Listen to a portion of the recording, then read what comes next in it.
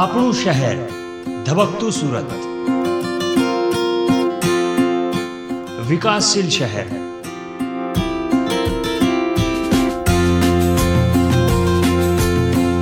ઉદ્યોગ અને વિકાસની નગરી, ક્યારેક ચડતી ક્યારેક પડતી છે સંઘર્ષની ગાથા.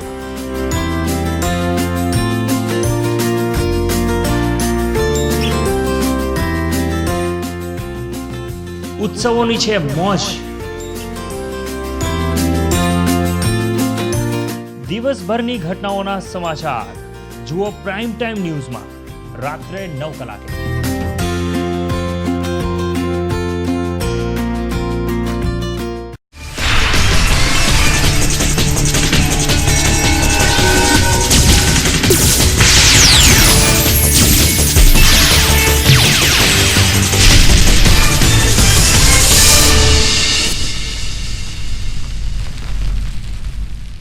નમસ્કાર દર્શક મિત્રો, આજની ચર્ચામાં આપનું સ્વાગત છે અને આજે આપણે વાત કરીશું શિક્ષણ પર.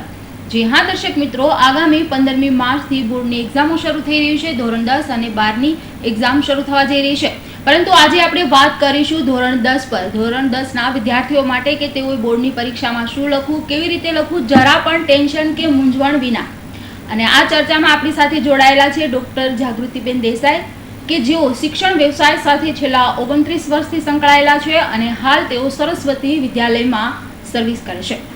આ ઉપરાંત આપણી સાથે જોડાયેલા છે આશીષભાઈ પટેલ, જેઓ શિક્ષણ વ્યવસાય સાથે 12 વર્ષથી જોડાયેલા છે અને અડાજણની ડાળિયા સ્કૂલમાં તેઓ ફરજ બજાવે છે. તો આજના આ કાર્યક્રમમાં આપણી સાથે આ બંને મહાનુભાવો ઉપસ્થિત છે અને તેમની પાસેથી આપણે જાણીશું અને ચર્ચા કરીશું. તો આજના અમારા કાર્યક્રમમાં આપનું સ્વાગત છે. તો દર્શક મિત્રો, અને ખાસ કરીને ધોરણ 10ના વિદ્યાર્થીઓ માટેનો આ કાર્યક્રમ છે. તો હવે આપણો આ કાર્યક્રમ શરૂ કરીએ. તો સૌથી પહેલા જાગૃતિબેન, મારો પ્રશ્ન તમને રહેશે કે ધોરણ 10ની પરીક્ષા શરૂ થવા જઈ રહી છે બોર્ડની, અને જે ધોરણ 10ના જે વિદ્યાર્થીઓ હોય છે તેમના માટે આ બોર્ડની પરીક્ષા એ નવો માહોલ હોય છે કે કઈ રીતે એમાં શું કરવું, તો એ વિશે થોડા અમારા વિદ્યાર્થીઓને માહિતી આપજો કે બોર્ડની પરીક્ષા શરૂ થવા જઈ રહી છે તો વિદ્યાર્થીઓએ કયા પ્રકારનું ધ્યાન રાખવું જોઈએ. નમસ્કાર દર્શક મિત્રો, વાલા વિદ્યાર્થીઓ, 10મા ધોરણની અંગ્રેજીની પરીક્ષા વિશે સૌપ્રથમ એક વાત સ્પષ્ટ કરી દઉં કે કોઈ પણ પ્રકારનો ડર રાખવાની જરૂર નથી. નહીં મિત્રો, એક વસ્તુનું ધ્યાન રાખજો કે તમે એકવાર ફિલઅપ કરો છો પછી રિયલાઇઝ થાય છે કે ખોટું છે તો એને ચેકો છો અને બીજું પૂરો છો, એના માર્ક્સ મળતા નથી. કારણ કે આ કોમ્પ્યુટર ચેકિંગ થાય છે, આ મેન્યુઅલ ચેકિંગ થતું નથી. એટલે આવી બધી ઉતાવળ કરશો નહીં. 60 મિનિટમાં 50 વિકલ્પો આરામથી પૂરાઈ જ જાય, યાની કે ફિલઅપ થઈ જ જાય મિત્રો. તો આપણને 1 to 15 યુનિટમાંથી આપણને 7 માર્ક્સના પૂછાય છે. એને માટે એકદમ ઇઝી હોય છે. અંદર પેરેગ્રાફ પણ આપેલા હોય છે, વિકલ્પ આપણને આપેલા હોય છે A, B, C અને D. તમારે ખાલી ચૂઝ કરવાના અને એ ચૂઝ કરેલો વિકલ્પનું જે રાઉન્ડ આપેલું છે આપણને OMR શીટમાં, તેમાં રાઉન્ડ આપણે બહુ કાળજીપૂર્વક બ્લેક પેનથી પૂરવાનું છે. એ રાઉન્ડ પૂરવામાં પણ ખૂબ કાળજી રાખવાની છે ને તમારા રાઉન્ડ બહાર જવા જોઈએ નહીં, કઈ ખાસ કાળજી રાખજો. બહાર જતું રહે છે ત્યારે પણ 2 જવાબની સંભાવના વ્યક્ત થતી હોય છે, એટલે ફિલઅપ બરાબર થવું જોઈએ. 1 to 15 યુનિટ તમે વાંચો છો, એ વાંચવામાં જ તમારા જવાબો છુપાયેલા છે, એટલે એમાં કંઈ નથી આવતું. એ 7 માર્કનું, ત્યાર પછી બીજા 5 માર્ક આપણને જે હોય છે એ બ્લેક બક, આપણી જે સપ્લિમેન્ટરી રીડિંગની આપણને બુક આપેલી છે એમાંના યુનિટમાંથી છે પૂછાય 5 માર્ક. એવા એમ જોવા જઈએ તો બ્લેક બકના 2 પેરેગ્રાફો આપણી સમક્ષ આવે છે, એ છે 5 અને 5, એટલે યાને કે 10 માર્ક્સ આપણી પાસે આવે છે. એમાં પણ બધા વિકલ્પ જ હોય છે. આ વિકલ્પોમાંથી તેમાં પણ આપણે ફિલઅપ કરીએ છીએ, એટલે આપણા માટે 7 ને 5, 12 ને 5, 17. ત્યાર પછીનો બીજો 5 માર્કનો પેરેગ્રાફ છે અનસીન પેરેગ્રાફ છે, એના પણ 5 માર્ક્સ છે. અનસીન પેરેગ્રાફ ભલે આપણે અનસીન લખીએ છીએ પણ ઇટ્સ વેરી ઇઝી. તમે થરલી રીડ કરો એટલે ખબર પડી જાય છે કે શું કહેવા માંગે છે આ પેરેગ્રાફમાંથી, અને એમાં તમને 5 ક્વેશ્ચન પૂછાય છે. આવી રીતે આપણે આગળ જઈ રહેલા છે, 22 માર્ક સુધી આપણને ખબર પડે છે. પછી એક નોન વર્બલ ટેક્સ, એવું આપણે જે ભરાંક ફાળવીએ છીએ ઇંગ્લિશનો, એમાં એવું લખાય છે કે non verbal tax. Non verbal tax એટલે એવું કંઈ આમાં ડરવા જેવું કંઈ નથી. એમાં તમને કોઈ સ્પોર્ટ્સ ક્લબની એડવર્ટાઇઝ, કોઈ હેલ્થ ક્લબની હોય, કોઈ રેલવેની ટિકિટની હોય, કોઈ રેલવેનું ફેર હોય, કોઈ પણ એક એડ આપવામાં આવે ને એના સવાલ નીચે પૂછેલા હોય ને એ જે તમને આપેલો હોય કોઠો, કે જે આખું ટેબલ્સ આપેલું હોય એની અંદર એના આન્સર હોય જ. એ જ તમારે અંદરથી લખવાનો હોય છે. એટલે એમ જોવા જઈએ તો 27 માર્ક્સ તો તમે અહીંયા જ કવર કરી લીધા, કે જેના માટે કંઈ નહીં. એક વસ્તુ ખાસ યાદ રાખજો, હોશિયાર વિદ્યાર્થી તો 50 માર્ક્સ સ્કોર કરે છે, પણ જે વચ્ચેના વિદ્યાર્થીઓ છે, મિડલ કરતાં પણ થોડા ઘણા એવા છે કે જે રિમોટ એરિયાના વિદ્યાર્થીઓ છે, પરફેક્ટલી ઇંગ્લિશ વાંચી નથી શકતા, તેમને માટે પણ સ્કોર કરવા માટે આ પાર્ટ એ જ જરૂરી છે. મારું ખાસ તમને કહેવું એવું છે, કારણ કે પાર્ટ એમાં જ તમે પાસ થઈ જઈ શકો છો, અને એમાં તમે ધ્યાન આપશો તો જ થશે. એટલે 27 માર્ક આ રીતે તમારી પાસે છે. ત્યાર પછી તમને ખાલી જગ્યાઓ પૂછાય છે 5 માર્કની વર્ષની, એમાં તમને ટેન્સ આવડતા હોય તો એ ખાલી જગ્યા ખરી પડવાના પૂરા ચાન્સ છે. હા, થોડી એમાં ખોટી પણ પડશે, અમે તમને કહીએ, પણ હોશિયાર વિદ્યાર્થી એ સ્કોર કરવું જ પડે. અને એને ટેન્સ 6ઠ્ઠા ધોરણથી ચાલતા હોય એટલે 10મા સુધીમાં બધા ટેન્સ ક્લિયર થઈ ગયેલા હોય. ત્યારબાદ તમને 3 માર્કના ફ્રેઝિસ, ઇડિયમ્સ, વર્ડ ફોર્મેશન 3 માર્ક્સનો અને 3 માર્કના કંજક્શન આવે છે. કંજક્શન વેરી ઇઝી કંજક્શન પૂછાય છે. એ કંજક્શનમાં કંઈ નથી કરવાનું તમારે. અમે વિદ્યાર્થીઓને કહીએ છીએ કે તમે જ્યારે વાક્ય જોડો છો ને ત્યારે કંઈ ન સમજ પડે ને તો ગુજરાતીમાં એનું ટ્રાન્સલેશન કરી નાખો. તમે ગુજરાતીમાં બોલી જુઓ કે આમ બોલાય છે, કે હું આને મળી ને પછી આમ થયું, કે હું મળી અને આવું થયું. તમે બોલશો એટલે જ ખબર પડે. તો તમને તો ત્યાં વિકલ્પ આપેલા જ છે, દરેકના વિકલ્પ છે. આ ખાસ બેનિફિટ છે કે કોઈ એવું અંધારામાં ગોળી મારવાનું નથી, તમારી પાસે વિકલ્પ છે ચૂઝ કરવાના. એટલે 3 માર્કના કંજક્શન અમે જોઈએ છે એ સાચા જ પડે છે.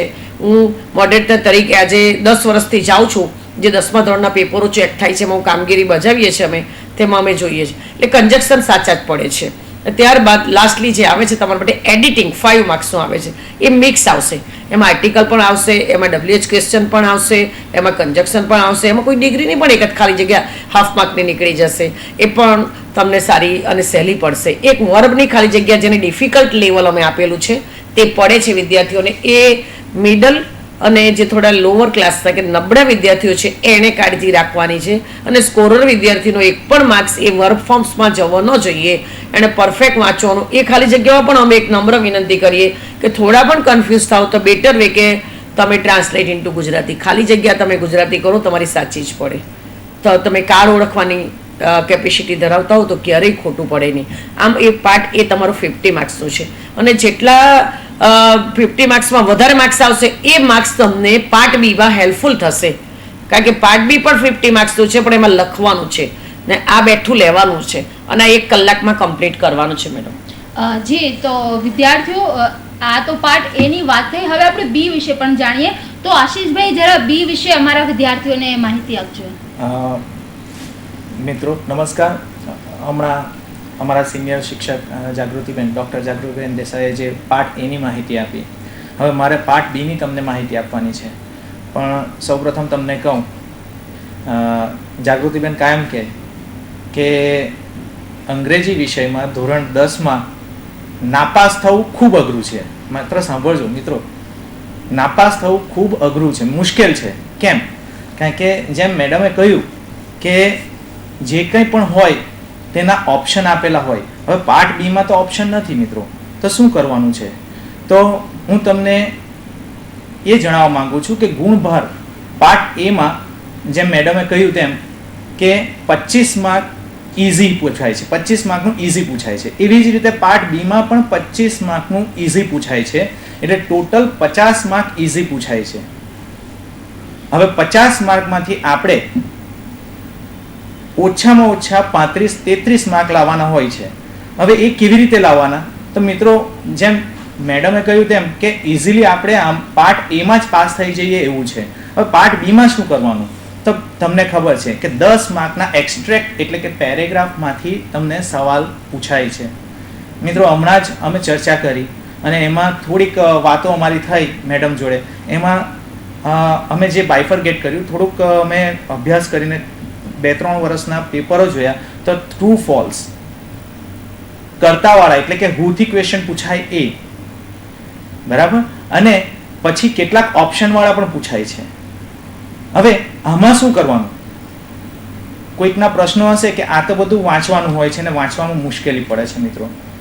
તો એટલું તો ખરું કે આપણને ફોટા પાડતા આવડે છે ને મિત્રો. હવે ફોટા પાડીએ ત્યારે આપણે શું કરીએ કે બધાને ફોકસ કરીએ, કોનું મોઢું આપણે બરાબર લેવાવું જોઈએ, કયા સીનને આપણે બરાબર પરફેક્ટ ફોકસ કરવો છે એટલું તો ખબર છે. એટલે આ એક્સ્ટ્રેક્ટમાં માત્ર ફોકસ કરવાનું છે, વાંચવું નહીં હોય તો ચાલે. ક્વેશ્ચનમાં જે શબ્દો પૂછાયેલા હોય શબ્દો પર ધ્યાન આપો. હવે એ શબ્દો આપણે વાંચવાના નથી, જોવાના છે, અને એ શબ્દો આપણે પેરેગ્રાફમાં શોધી કાઢવાના છે મિત્રો. પેરેગ્રાફમાં શોધશો તો એ લાઈન આન્સર છે. બરાબર. અને કોઈક વાર એવું બને કે એ લાઈન આન્સર નહીં હોય ને એની પાછળની લાઈન આન્સર હોય, તો તે માટે હું તમને એક હિન્ટ આપવા માંગુ છું. ધારો કે વાયથી ક્વેશ્ચન પૂછાયો છે મેડમ, અને વાયથી ક્વેશ્ચન પૂછાયા છે તો આપણે એટલું યાદ રાખવાનું કે એ લીટીની આગળ for, since, FOR, SINCE, since, TO, અથવા બીકોઝ આવેલું હોય તો એ આપણો આન્સર છે મિત્રો. ત્યાંથી જોઈન્ટ થઈ જાય છે. એટલે એકદમ સરળ છે મિત્રો. અને તમે એ લીટી તમે બેકથી લખશો તો પણ તમારા માર્ક્સ જશે નહીં, પૂરેપૂરા નહીં જશે, તમારા માર્ક્સ આવશે મિત્રો. એટલે 10 માર્ક જે તમારા એક્સ્ટ્રેક્ટના છે, અને આમાં પણ ગુણભારમાં અહીંયા લખ્યું જ છે, બોર્ડની જે બ્લુ પ્રિન્ટ છે એમાં કે 10 માર્ક ઇઝી લેવલના છે આ. એટલે એમાં તમારે ચિંતા કરવાની નથી. હવે આપણે આવીએ શોર્ટ નોટ પર.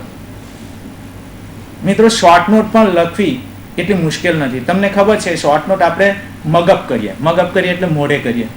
અને કોઈક વાર એવું થાય કે કોઈક આગળના ક્વેશ્ચન એટલા બધા હેવી થઈ ગયા હોય તો કદાચ ભૂલી જઈએ. શોર્ટ નોટ તૈયાર કરી હોય સવારે જ, અને બપોર પછી એકદમ બ્લેન્ક આઉટ થઈ જાય. તો મિત્રો શોર્ટ નોટમાં શું કરવાનું છે, એકદમ ઇઝી રીત છે કે ઇન્ટ્રોડક્ટરી ધેર, THERE, ધેર ને યાદ રાખવાનું છે. આપણા પાર્ટ બી નો તારણહાર ધેર છે, THERE, ધેર. અને there is, there are, there was, there were. મિત્રો એમાં હવે એમાં પોઈન્ટ હોય છે, બેન પોઈન્ટ આપેલા હોય છે, ડરવાની જરૂર નથી, પોઈન્ટ આપેલા હોય છે. હવે એ પોઈન્ટમાં બની શકે કે તમારે there is અને there are થી બનાવો, તેમાં 2 થી 3 સેન્ટેન્સ ખોટા પડશે. પણ એટલા તો ખરા કે કેટલાક ઓબ્જેક્ટ નાઉન આપેલા હોય, નામ, તો તેની સાથે તમે there is કે there are, શોર્ટ નોટ છે એટલે ભૂતકાળમાં જ લખાવાની છે. ભૂતકાળ એટલે there was અને there were બે જ આવે. એક વચન હોય તો was મૂકવાનું છે, અને બહુવચન હોય તો were મૂકવાનું છે. તમે એટલીસ્ટ 3 સેન્ટેન્સ કે 4 સેન્ટેન્સ તો તમારા સાચા જ પડે. એટલે એમાંથી તમારા માર્ક્સ આવશે. તમારા ટોટલી એ જે 3 માર્ક છે એ જતા નથી મિત્રો, અને મળે જ છે. અને થોડું પણ લખશો પોઈન્ટ્સ ને એટલે અમારે માર્ક્સ આપવાના જ છે. એટલે છોડવાની, લેફ્ટ કરવાની બિલકુલ સાહસ નહીં કરતા. કોઈ પણ મેં શોર્ટ નોટ મોડે નથી કરી, મને નથી લખવી. નો, તમે યુ હેવ ટુ રાઇટ, લખવાનું છે. અને બીજી એક વાત કે એના પછીનો જે 4 માર્કનો ક્વેશ્ચન આવે છે કે મોઢે લખવાનો છે. મિત્રો એના વિશે મારે ચર્ચા કરવી નથી, કારણ કે તમે મોઢે કરશો તો તમારે એ મોઢે લખવાનો છે, એ તમારી યાદદાસ્ત પર છે. અને બીજું કે તમે વાર્તા જેવું સ્ટોરી જો લખતા હોય, અને બીજું એમાં જો તમને કેટલાક કોમન વર્બ, ક્રિયાપદો જો ખબર હોય ને, તો એમાં પણ તમે આરામથી લખી શકો.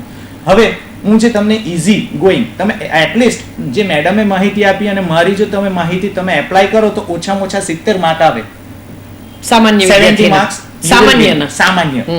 અને 70 માર્ક્સ એવી રીતે. એના પછીનો એક જે કમ્પ્લીશન ઓફ ધ પોએમ, કઈ જ નથી કરવાનું મિત્રો. કમ્પ્લીશન ઓફ ધ પોએમમાં નીચે લખેલું છે ટુ બી મેમોરાઇઝડ. 2 કે 3 કવિતા છે, અને એ 3 કવિતા તમારે મોઢે કરવાની છે. અને તે સ્ટાર્ટિંગ પણ આપે, સ્ટાર્ટિંગ અને એન્ડ પણ એ લોકો જ આપે, તો આપણે વચ્ચે બોલતા નહીં આવડે. યસ, એમાંથી તમારે એ મોઢે કરો એટલે એ તમારા બેઠા 2 માર્ક આવે છે મિત્રો. અને એમાં કોમન એરર્સ હોય તો કદાચ લેટ ગો થાય, પણ મોટી એરર લેટ ગો નથી, તો છતાં પણ એમાં માર્ક આવે છે મિત્રો. અને એ ઇઝીમાં પૂછાય છે, એનું વેટેજ ઇઝી છે, એટલે એમાં પણ ચિંતા કરવાની જરૂર નથી. ત્યારબાદ આવે છે ચેન્જ ધ ટેક્સ્ટ. હું જે ઇઝી લેવલની વાત કરું છું, ચેન્જ ધ ટેક્સ્ટ. સામાન્ય રીતે એક્ટિવ પેસિવ પૂછાય છે, અને એક્ટિવ પેસિવ ન પૂછાય તેની જગ્યાએ સિંગ્યુલર પ્લુરલ અથવા તો એનું ટેન્સ ચેન્જ ધ ટેન્સ, એટલે કે જેન્ડર ચેન્જ પણ આવી શકે. તો આ બધું તમારી પ્રેક્ટિસની વસ્તુ છે. હવે મેઇન વસ્તુ જે મેડમ મારે કેવી છે તે કે રિપોર્ટ રાઇટિંગ હંમેશા છોડી દેવામાં આવે, લેટર રાઇટિંગ હંમેશા છોડી દેવામાં આવે, અને બીજું એસે રાઇટિંગ. તો આમાં પણ એક જ વસ્તુ હું તમને કહેવા માંગુ છું, આપણો પેલો જે ગુરુ છે THERE, ધેર, એને એપ્લાય કરવાનો છે.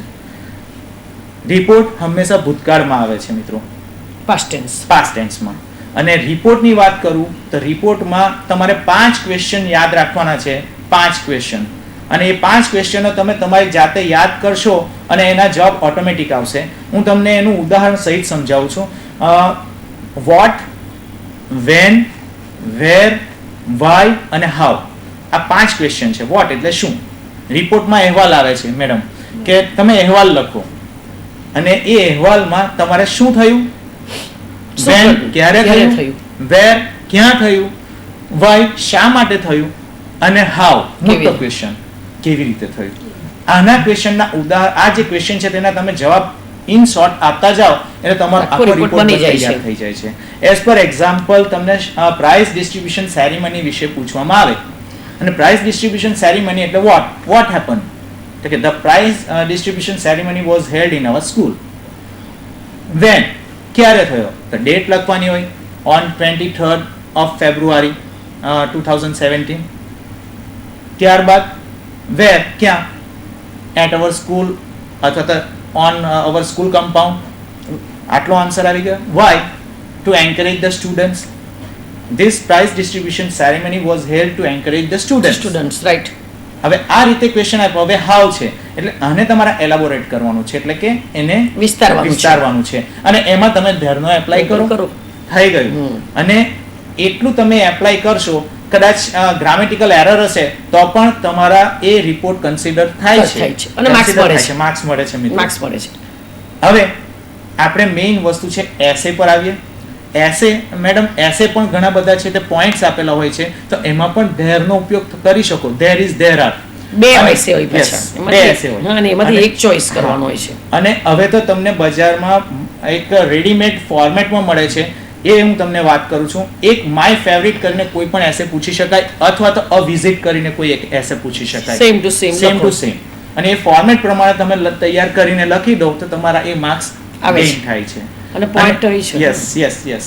અને લેટર રાઇટિંગ, અને લેટર રાઇટિંગમાં હમણાં એક થોડીક મિસઅન્ડરસ્ટેન્ડિંગ થાય છે કે કહેવામાં આવે છે કે ભાઈ ઉપર એડ્રેસ, સંબોધન અને નીચે કન્ક્લુઝન આટલું લખો એટલે તમને માર્ક્સ મળી જાય. ના મિત્રો, એવું નથી થતું. તમારે અંદર કશું વચ્ચે કંઈક લખવું પડે છે, કંઈક ને કંઈક. અને તે તમને પોઈન્ટ આપેલા છે એમાં પણ તમે ધેરનો ઉપયોગ કરો, દેખાવો જોઈએ. Yes. Thank you very much for your letter. yesterday I have got the letter. અને ત્યાંથી શરૂઆત કરો, આટલું લખો તો પણ તમને કન્સિડર કરવામાં આવે. અને એક ખાસ વાંચવાનું છે આશીષભાઈ એમાં કે લેટર કોને લખે છે એ ખાસ યાદ રાખવાનું. વિદ્યાર્થીઓની મિસ્ટેક એ થઈ જાય છે, વેરી પાવરફુલ સ્ટુડન્ટ્સ મેડમ ભૂલ કરે છે કે ફાધર સનને લખે છે કે સન ફાધરને લખે છે, કે ભાઈ ફાધર ઘરની બહાર છે, આઉટ ઓફ હોમ છે, તો તમે એને મિસ કરો છો. તો now you can write the letter. તો સ્ટુડન્ટો એના બદલે ઊંધું સમજી જાય છે અને પોતે ઘરની બહાર છે ને કઈ ફાધર વિશે લખે છે. હા, આવી કન્ફ્યુઝન ન થાય. હોશિયાર વિદ્યાર્થીની ખાસ કાળજી રાખજો. અમારે પણ કહેવું પડે છે બહુ ક્લેવર વિદ્યાર્થીને કે કોણ બહાર છે, પપ્પા બહાર છે કે તું બહાર છે, આવી વસ્તુ છે. અને એ જ લેટરમાં હું તમને 5 ઇમ્પોર્ટન્ટ અત્યારથી જ આપી દઉં છું કે 5 લેટર તમારે કમ્પલસરી તૈયાર કરવાના જ હોય છે. એક તો કે ઇન્વિટેશન, કોઈ પણ મેરેજ ઇન્વિટેશન, બર્થડે ઇન્વિટેશન, પછી ન આવી શકાય એનું, એ માટેનું કે ભાઈ I am sorry, I am unable to attend your party, તો એના માટેનું. એક તો લીવ લેટર, એકદમ સિમ્પલ હોય છે. 3. પછી એક કમ્પ્લેન લેટર આવે છે. કમ્પ્લેન લેટર કે તમારા બાજુમાં વોલ્યુમ હાઈ છે કોઈક ટીવીનો, તો તમે એને લેટર લખો અને તે તમારી પાસે છે જ મેડમ, આપણે યોર્સ પીસફુલી, બરાબર, તેનો એપ્લાય કરી શકો. કેટલો શોર્ટ એન્ડ સ્વીટ છે. અને એ રીતે તમે એક 4 થી 5 આ જે 4-5 છે તે તમે તૈયાર કરશો તો એમાંથી ડેફિનેટલી એક એક્ઝામ પ્રિપેરેશન માટેનો એક આવશે અને એક કોંગ્રેચ્યુલેશન માટેનો આવશે કે you have won the 100 metre race. એક એડવાઇસ નો પણ આવે છે. એટલે આ જે ફોર્મેટ અને તૈયાર ફોર્મેટ મેડમ મળે છે અને તૈયાર ફોર્મેટ પ્રમાણે તમે લખશો તો ડેફિનેટલી. બીજું એક આશીષભાઈ રહી જાય છે વિદ્યાર્થીઓ ખાસ કરવાનું મેસેજ રાઇટિંગ અને 4 માર્ક્સ છે એના 4 માર્ક્સ. એ હું એમ જ કહું છું, આ જે મેડમે કહ્યું તે રીતે લેટર રાઇટિંગમાં જે ભૂલ કરે છે તે મેસેજ રાઇટિંગમાં કરે છે. ધારો કે ઉપર કે can I talk to Rahul અને મેહુલ કહે છે કે he has gone out. Okay, તો can I talk to Rahul એટલે મેસેજ રાહુલને આપવાનો છે, ત્યારે એ કંઈક એના પોતાના ચેન્જ કરી નાખે છે, પોતાનું નામ લખી દે છે, એટલે ખોટો જાય છે મેસેજ એમ. અને હવે તમારી પાસે એક કહેવાય કે તમારી પાસે ઇલેક્ટ્રોનિક મીડિયા છે, પૂરેપૂરું તમને એ message writing, how to write message writing, how to write notice writing, આખું ફોર્મેટ જ તૈયાર છે. અને જો ન હોય તો એ માર્કેટમાં અને અવેલેબલ હોય જ. એક વાત પણ અમે જસ્ટ કહીએ છીએ આશીષભાઈ ક્લાસમાં હા. વિદ્યાર્થીઓને મેડમ કે મેસેજ રાઇટિંગ એટલે તમારી મમ્મી ઘરે નથી અને મમ્મીનો મોબાઈલ તમે રિસીવ કરો છો, તમે એક સિમ્પલ જવાબ આપો છો કે મારી મમ્મી શાક માર્કેટ ગઈ છે કે બજાર ગઈ છે. જેવા મમ્મી ઘરમાં આવે છે, દરરોજ આ ઘટના તમારા ઘરમાં બને જ છે કે મમ્મી તમારી બેન ફ્રેન્ડનો ફોન હતો અને એમણે કીધું કે આપણે આવતીકાલે ભાઈ ફરવા જવાનું હતું, તે કેન્સલ થાય છે અને આ જવાનું આપણું પિકનિક પર 2 દિવસ પછી છે. હવે આટલું તમે મમ્મીને કેવી રીતે કહો કે mummy your friend called you when you were not at home. આ તો કોમન વાત છે. તું ન હતી તો તમે એનો ફોન લીધો. એવી રીતે ભાઈ બહાર ગયો હોય, પપ્પા બહાર ગયા હોય, મમ્મી ગઈ હોય, એનો ફોન તમે લઈને મેસેજ આપો. જસ્ટ એ જ તમારે ઇંગ્લિશમાં રાઇટ કરવાનું છે. યસ. અને વેરી ઇઝી. 4 માર્ક્સ.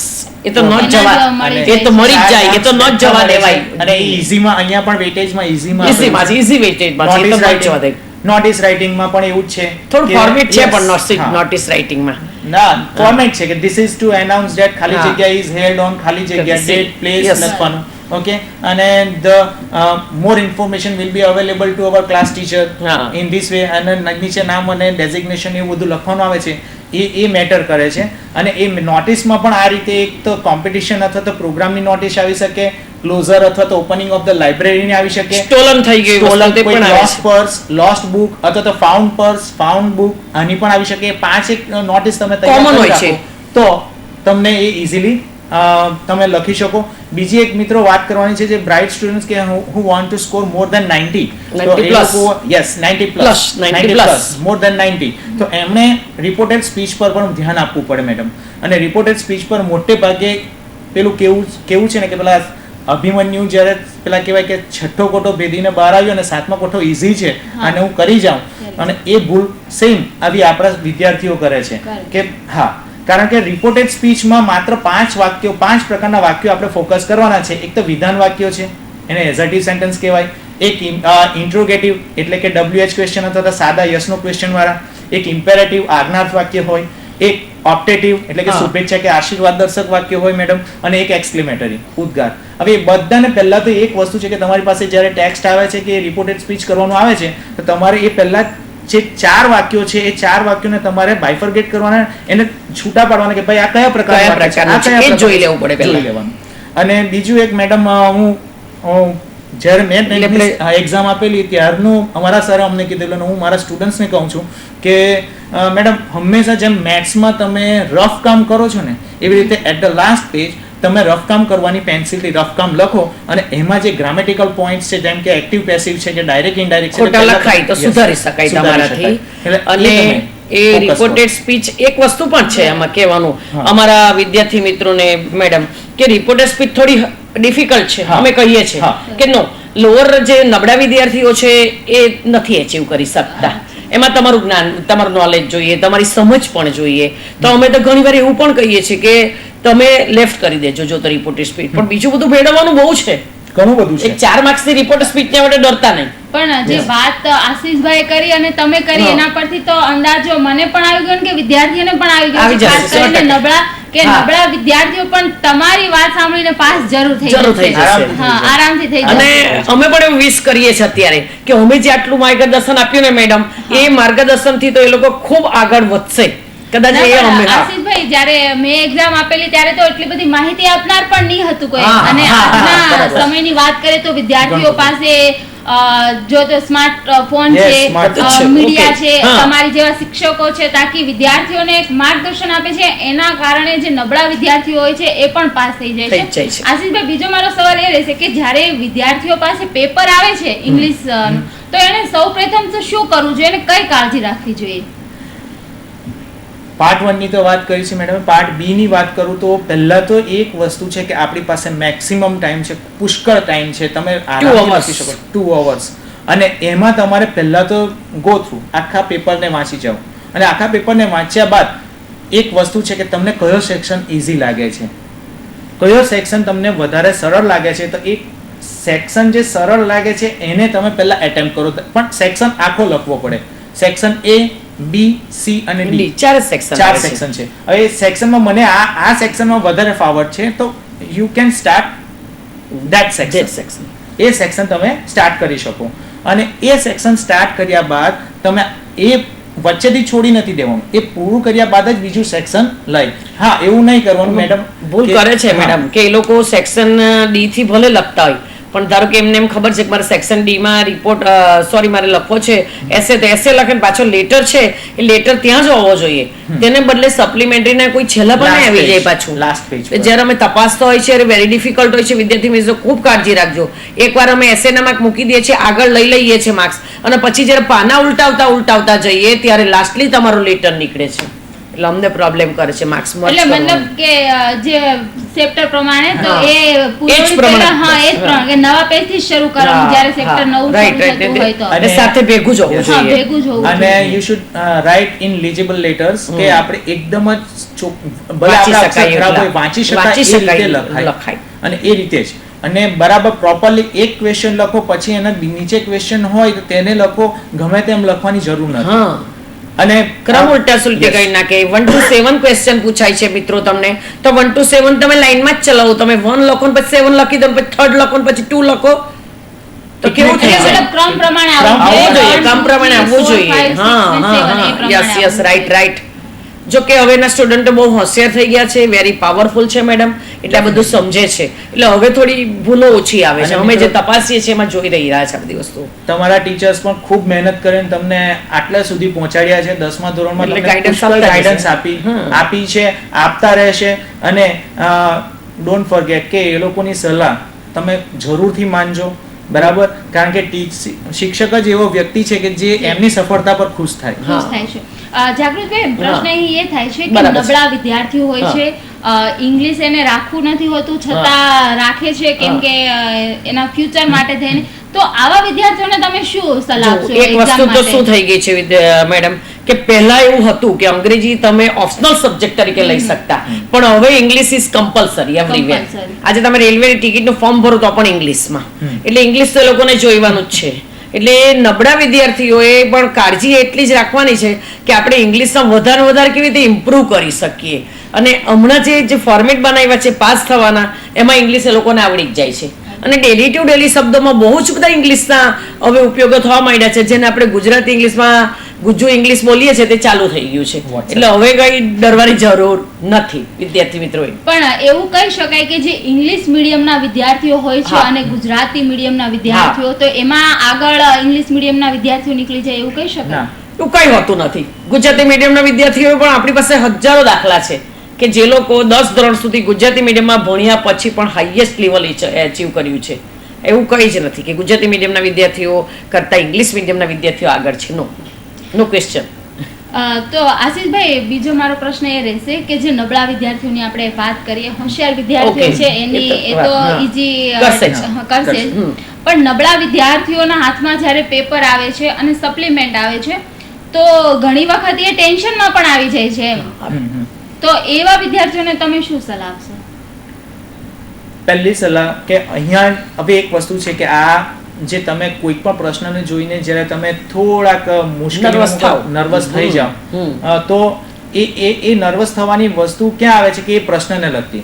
પણ તમે જ્યારે મેડમ આગળ કહ્યું તેમ તમે આખા જે પ્રશ્નપત્ર, કારણ કે અહીંયા બોર્ડની સિસ્ટમ અને બ્લુપ્રિન્ટ એવી જ છે મિત્રો કે 25 માર્કનું ઈઝી પૂછવાનું કમ્પલસરી જ છે. ડરવાની એટલે ડરવાની કઈ કઈ જરૂર જ નથી. નથી. No. અને જે હોશિયાર વિદ્યાર્થીઓ છે એના માટે મેડમ પેલા સ્વામી વિવેકાનંદે પણ કહ્યું છે કે પેલું કહેવાય ને કે સંભવની જે દિશા છે એને પાર કરવું હોય તો અસંભવની પણ આગળ નીકળી જવું તો સંભવ મળી શકે. એટલે મહેનત કરવાની છે. અને બાકીનું આગળ પહેલા જ મેં કહ્યું હતું કે નાપાસ થવું ખૂબ અઘરું છે. એટલે 25 માર્ક તમને આમાંથી ડેફિનેટ 25 નહીં, એવરેજ માર્ક પાછા બીજા 15 માર્ક મળે છે. એટલે એવરેજ અને ઈઝી થઈને તમે એટલીસ્ટ પાર્ટ બી માં પણ મેડમ ઓછામાં ઓછા 27 થી 28 સાચું કહું ને મેડમ, માર્ક આવશે. અત્યારે લેટેસ્ટ અમારા ઇંગ્લિશનું રિઝલ્ટ વધારે આવે છે.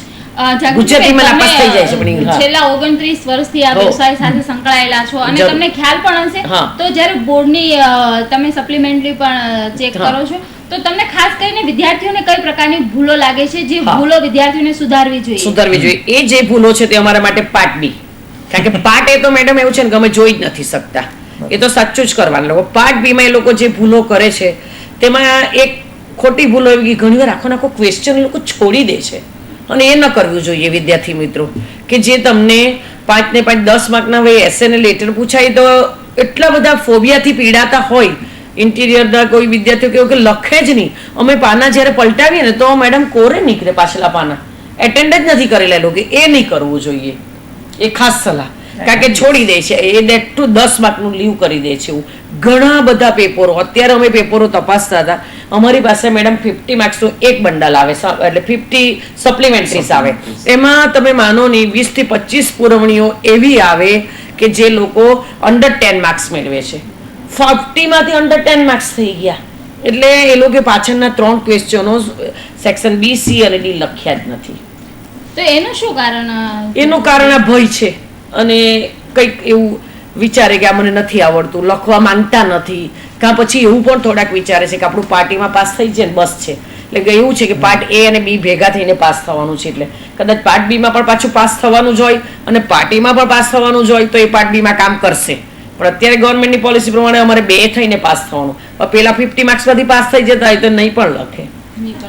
એટલે એવું છે કે પેલા એમાંથી પાસ થઈ જાય તો આમાં પણ મહેનત કરી કે બંનેના માર્ક્સ ગણાય છે. બંનેના માર્ક્સ ગણાય. પાર્ટ બી માં 5 આવે તો પણ પેલામાં 40 લાવ્યો તો 45 થાય એના માર્ક્સ. એવું છે મિત્રો. THERE ધૈર્યને યાદ રાખશો તો તમને કોઈ પણ ક્વેશ્ચન એટેન્ડ કરવામાં ડર મુશ્કેલ નથી કોઈ પણ. ઇન્ટ્રોડક્ટરી ધૈર્ય, બસ આજ એક ગુરુ મંત્ર છે પાર્ટ બી ને લખવા માટેનો. અને હંમેશા એવું નથી કે તમે વાંચી શકો તો જ આ પાર્ટ બી લખી શકો, એવું જરૂરી નથી. બરાબર? એટલે તમારે આ વસ્તુ એટેન્ડ કરવો હોય તો એક વસ્તુ ક્લિયર રાખવાનું કે એસે અવિઝિટ હોય તો ભૂતકાળમાં લખાય, સામાન્ય બધા હોય તો વર્તમાન કાળમાં લખાય, રિપોર્ટ રાઇટિંગ હંમેશા ભૂતકાળમાં લખાય, શોર્ટ નોટ ભૂતકાળમાં લખાય. હવે એ ભૂતકાળમાં વોઝ અને વર યાદ રહેવું જોઈએ અને વર્તમાન કાળમાં મેડમ એમ ઇઝ અને આર યાદ રહેવું જોઈએ. બસ પતી ગયું.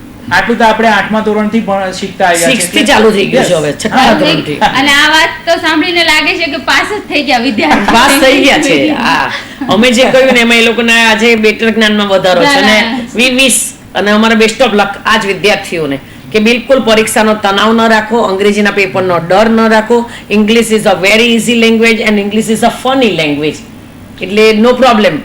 અને જાગૃતિબેન, મારો છેલ્લો પ્રશ્ન એ પણ રહે છે કે જ્યારે વિદ્યાર્થી બોર્ડની એક્ઝામ દેવા જાય તો એને સાથે શું લઈ જવું જોઈએ? અને બહુ ઇમ્પોર્ટન્ટ સવાલ છે તમારો. એમને ખાસ લઈ જવામાં એમને જે પાઉચ લઈ જાય છે એ ટ્રાન્સપરન્ટ પાઉચ લઈ જવાનું છે, બધું જ ચેક થાય છે એટલા માટે. એમાં એ લોકો એક બોલ પેન, બ્લેક પેન ખાસ લઈ જવાની, એક બ્લુ પેન લઈ જવાની છે, રૂલર લઈ જવાની છે. એ લોકો વ્હાઇટનર લઈ જવાની નથી. હવે વિદ્યાર્થીઓ નવું શીખી ગયા છે કે ખોટું પડી જાય છે ફિલઅપ તો ઉપર વ્હાઇટનર મારી દે છે, પણ વ્હાઇટનર મારે છે તો કોમ્પ્યુટર શીખાતું નથી, એટલે વ્હાઇટનર નથી લઈ જવાનું. ખાસ એક પાણીનો બોટલ તમે લઈ જજો, અધરવાઇઝ તમે લીંબુનું શરબત બનાવીને ઘરેથી લઈ જઈ શકો છો, જે ખાલી તમને પાણી તમારું પોતાનું પીવાનું એલાઉ છે. બાકીનું કંઈ નથી લઈ જવાનું. નવા નિયમ પ્રમાણે અત્યારે સેન્ડલ તમે પહેરો કે નીચે સોક્સ પહેરીને ગયેલા હોય તો બૂટ પણ કઢાવી નાખીએ છીએ અમે. બાકીના કોઈ પણ બુક કે એવું કંઈ પણ લઈ જવાનું નથી. અને વાલીઓએ પેરેન્ટ્સોએ પણ સાથે બહાર ઊભા રહેવાનું, દરવાજાની બહાર. પોતાનો દીકરો પરીક્ષા આપતો હોય કે દીકરી તો એ પણ હવે જરૂરિયાત રહી નથી. બધા ફ્રેન્ડલી હોય છે. બધી સ્કૂલો વેલ ઇક્વિપાઇડ વેલ હોય છે એટલે કંઈ જ ડરવાનું હોતું નથી. ફક્ત એક સિમ્પલ પાઉચ અને એ પણ ટ્રાન્સપરન્ટ પાઉચ, એની અંદર એક બ્લુ પેન 2 રાખો અને એક બ્લેક પેન રાખો, આટલું જ લેજો. એટલે બોર્ડમાં બ્લેક પેન ફિલ અપ કરવા માટે OMR શીટ તો તમારે બ્લેક એ પૂરવાની છે. ચાલે છે, બ્લુ એ પણ ચાલે છે, પણ બ્લેક એ વિઝિબલ વધારે દેખાય છે એટલે એ લોકો લખ્યું હોય છે અને ખૂબ નાના આટલા મસ્તા. અને પાર્ટ બી માં મેડમે કહ્યું તે રીતે કે પાર્ટ બી ની વાત કરું તો મોટે ભાગે લીલી પેન અને બ્લેક પેન અને રેડ પેન આ 3 પેનનો યુઝ નહીં કરવાનો. નહીં, બ્લુ પેન થી જ લખવાનું છે. બી માં તો તમે કોઈ પેનનો યુઝ જ નહીં કરશો. બી ફક્ત બ્લુ જ. બ્લુ પેન તે પોતાના થિયરીમાં બ્લુ પેનનો થિયરીમાં બ્લુ પેનનો યુઝ. Yes madam. હા, કેમ કે આજકાલ વિદ્યાર્થીઓમાં એ થોડો કલર ને લઈને થોડો ડેકોરેશન જેવું લાગે છે. આપણે એ નો એલાવ જ નથી. You can use white pen allowed નથી, બ્લેક કલરની પેન એલાઉડ નથી. બ્લુ અને બ્લેક પણ ખાલી પૂરવા માટે છે OMR શીટમાં. બાકી કોઈ જગ્યાએ જો નથી. Write only in blue pen. બીજું આશીષભાઈ, તમે શું સલાહ આપશો વિદ્યાર્થીઓને કે ઘણી વખત એવું થાય છે કે આગલા દિવસે કે અઠવાડિયું પહેલા સ્કૂલને જોયા કે નંબર ત્યાંથી એ લોકો અટવાય નહીં એ માટે? પહેલા તો આગલે દિવસથી સ્કૂલ ખુલ્લી જ મૂકી દેવામાં આવે. દરેક સ્કૂલના જે બોર્ડના સેન્ટર હોય કે તમને ત્યાં પાટલી સુધી તમને જવા દેવામાં આવે કે આ તારો નંબર છે, અહીંયા બેસવાનું છે, એટલે માઇન્ડમાં છે. અને બીજું બધા મેડમ ઉજાગરા બહુ કરે છે. અને એક વસ્તુ છે અમારે ત્યાં ડૉક્ટર દેવાંગીબેન જોગલ કરીને છે, એ હંમેશા કે ઋતુઓ જ્યારે બદલાતી હોય ને તો મોટા માણસ કે નાના બચ્ચાઓ બધાને અસર થાય છે. અને આ જે પરીક્ષાનો ગાળો છે તે આ સંક્રમણનો ગાળો હોય છે. એક ઋતુ બીજી ઋતુ સાથે બદલાતી હોય અને તે સમયે હંમેશા તમારા શરીરમાં એવા ચેન્જીસ આવે. એટલે હવે પરીક્ષા નજીક છે એટલે તમારે જે કોઈ પણ તળેલી વસ્તુ હોય કે કોઈ પણ હેવી ફૂડ હોય કે બધા બહારના જંક ફૂડ, આ ચાઇનીઝ ફૂડ, એ બધું હમણાં હવે ખાવાનું જ નહીં. અને બીજું કે જ્યારે પરીક્ષા આપવા જાઓ ત્યારે મારી તો એક સલાહ છે કે લીંબુનું શરબત નું એક બોટલ ભરીને લઈ જવાનું.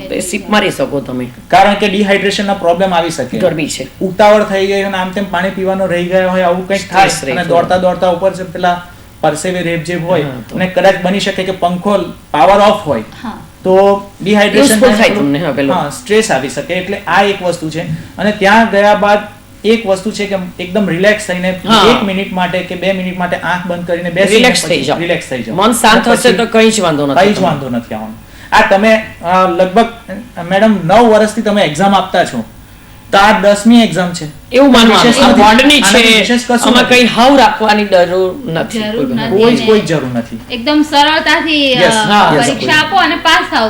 દર્શક મિત્રો, આ કાર્યક્રમને સમાપ્ત કરીએ તે પહેલા જાગૃતિબેન, તમારો મેસેજ શું રહેશે વિદ્યાર્થીઓ માટે? ખૂબ સરસ મેસેજ એટલો જ કે હવે આપણી પાસે દિવસો જ્યારે ઓછા છે ત્યારે દરેક વિષયને પૂરતો વ્યવસ્થિત ન્યાય આપો. કોઈ એક વિષય પાછળ ગાંડાની જેમ વળગી જાઓ, બીજો રહી જાય એવું ન કરો. બધા જ વિષયને ન્યાય આપો અને શાંતિથી સ્વસ્થ ચિત્તે તમે પરીક્ષા આપો, કોઈ પણ પ્રકારના ગભરાટ રાખ્યા વિના. એ જ અમારી એમને માટે શુભેચ્છા. Best of luck. આશીષભાઈ, તમારો શું મેસેજ રહેશે? મારે એ જ કહેવું છે વિદ્યાર્થી મિત્રોને, यूं ही नहीं मिलती मंजिल राही को, यूं ही नहीं मिलती मंजिल राही को, एक जुनून सा दिल में जगाना पड़ता है. चिड़िया से पूछा ये आशियाना कैसे बना, चिड़िया से पूछा ये आशियाना कैसे बना, चिड़िया ने कहा उड़ना पड़ता है बार बार, तिनका तिनका उठाना पड़ता है. એટલે મિત્રો આપણે માર્ક લેવાના છે, એક માર્ક તણખલું ઊંચકીને ભેગું કરીને આપણે સપ્લિમેન્ટરીમાં લખવાનું છે. એટલે ગભરાવાની જરૂર નથી. Best of luck. અને અમારી શુભેચ્છાઓ સાથે અમારા જે સુરત શહેર કે બધા જ ગુજરાત રાજ્યના બધા જ શિક્ષકોની શુભેચ્છાઓ તમારી સાથે જ છે. અને તમારું કોઈ બુરું કરવા માટે કોઈ શિક્ષક તમને ત્યાં પણ અન્યાય નહીં કરે અને તમારા સ્કૂલના કે તમારા બોર્ડના એક્ઝામના પેપર સેટર પર તમને અન્યાય કરશે નહીં. એની પૂરી ખાતરી છે. તો દર્શક મિત્રો, કેટલી સરસ આપણે ચર્ચા કરી અને ખાસ કરીને અમારા વિદ્યાર્થીઓ કે આ ચર્ચા સાંભળીને તમે એક તો ચોક્કસ નક્કી કરી લેજો કે કોઈ પણ પેપર હોય એમાં ખાસ કરીને ઇંગ્લિશનો તમને વધારે ડર રહેતો હોય છે, પણ આ ચર્ચા સાંભળ્યા પછી તમને ડર રહેશે નહીં. જે પ્રકારની વાત થઈ અને જે પ્રકારની તમને સલાહ આપી, સૂચના આપી, એના પર તમે અમલ કરશો એટલે તમે 100% ઇંગ્લિશનું પેપર ઇઝીલી પાસ કરી શકશો. અને બસ આ જ ચર્ચા સાથે અહીં આ કાર્યક્રમને સમાપ્ત કરીએ છીએ. અને તમે જે સમય આપ્યો હિન્દ ટીવીને આ કાર્યક્રમ માટે તે બદલ હિન્દ ટીવી આપનો આભાર માને છે. તો દર્શક મિત્રો અને ખાસ કરીને વિદ્યાર્થીઓ, ફરી જ કોઈ કાર્યક્રમ સાથે આપણી સાથે તમારી સાથે ફરી મળીશું. ત્યાં સુધી અમને રજા આપશો. નમસ્કાર. આપણું શહેર, ધબકતું સુરત, વિકાસશીલ શહેર,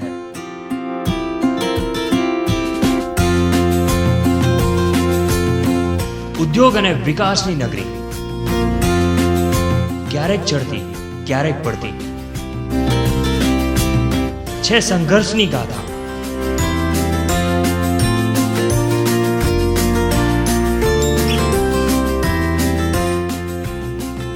ઉત્સવોની છે મોજ,